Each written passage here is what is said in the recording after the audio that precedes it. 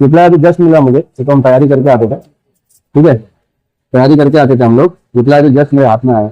आपने इसमें बोला है कि हाई कोर्ट ने लगाने के लिए प्लान, ठीक है। तो सबसे पहले सवाल तो मेरा आपसे ये है कि अगर हाई कोर्ट ने प्लान लगाने के लिए ऑर्डर दिया है तो क्या आबादी के बीच में दिया, तो कोई पब्लिक प्लेस में जाकर आप इस प्लान को लगाओ।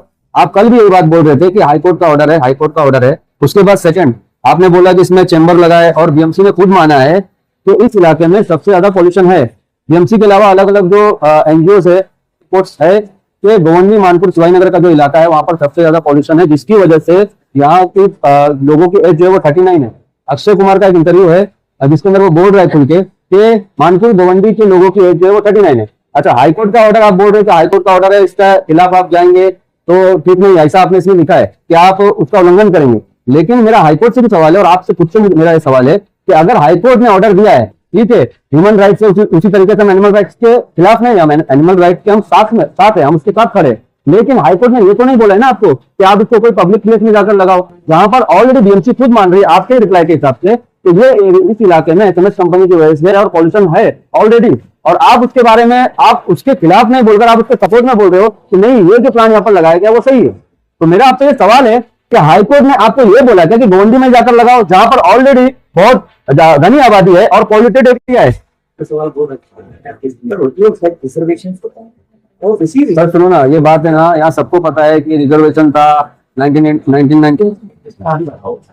मुझे सर आप एक चीज का जवाब दे दो कि कोई भी प्लान या इंडस्ट्री लगाना कोई भी रेसिडेंशियल एरिया में या पब्लिक प्लेस में या जहां पर ऑलरेडी बहुत घनी आबादी है और ऑलरेडी वहां पे पॉल्यूशन बहुत ज्यादा है, उस इलाके में लगाना सही है क्या? आप इसका जवाब दे सकते हैं क्या मेरे को? एक मिनट रास्ता में जवाब देता हूँ। आप सेफ्टी एनवायरमेंट इंजीनियर है, आपने बोला कि हमने डुअल चेंबर सिस्टम यहाँ पर लगाए है और उसके बाद आपके लेटर में है कि पीएनजी टेक्नोलॉजी नेचुरल गैस का हम लोग इस्तेमाल कर रहे हैं जिससे पॉल्यूशन नहीं होगा। आपको WHO की रिपोर्ट पता है, सीटीसीबी की गाइडलाइन और सीटीसीबी की रिपोर्ट आपने देखे तो इसके अंदर से जो भी गैसेस का आप इस्तेमाल कर रहे हैं या डुअल चेंबर सिस्टम का जो आप इस्तेमाल कर रहे हैं उसके अंदर से भी टॉक्सिक गैस, फोरेंस, मेटल, उसके अलावा और भी अलग अलग तरीके के केमिकल्स जानवरों की बॉडी से निकलते हैं जिससे कैंसर जैसी बीमारी होने के चांसेस है। क्योंकि मैं खुद सेफ्टी इंजीनियर हूँ इसलिए मैं आपसे बात कर रहा हूँ। रिपोर्ट आप कुछ भी बना सकते हैं सर, आपकी रिपोर्ट पे हमको भरोसा ही नहीं है, कुछ भी रिपोर्ट बना सकते हैं।